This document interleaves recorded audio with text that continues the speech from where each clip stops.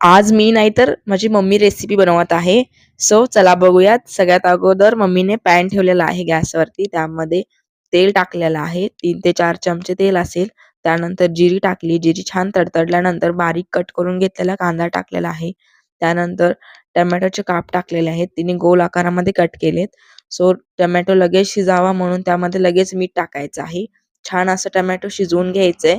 त्यानंतर भेंडी टाकायची आहे. अशा प्रकारे मधून कट केलेली भेंडी आहे. त्यानंतर छान अशी भेंडी वाफवून घ्यायची आहे 10 ते 15 मिनिट. वाफल्यानंतर त्यामध्ये मसाले टाकायचे आहेत. मसाल्यांमध्ये हळदी पावडर टाकलेली आहे, धने पावडर, जिरा पावडर टाकलेली आहे, मिरची पावडर टाकली.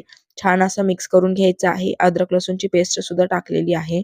छान असं व्यवस्थित सगळं मिक्स करून घ्यायचं आहे. त्यानंतर अजून 5 मिनिटं छान असं वाफवून घ्यायचं आहे. वरती कोणतंही भांडं झाकायचं नाहीये, त्यामुळे पाणी सुटतं आणि भेंडी लाळीसारखी होते.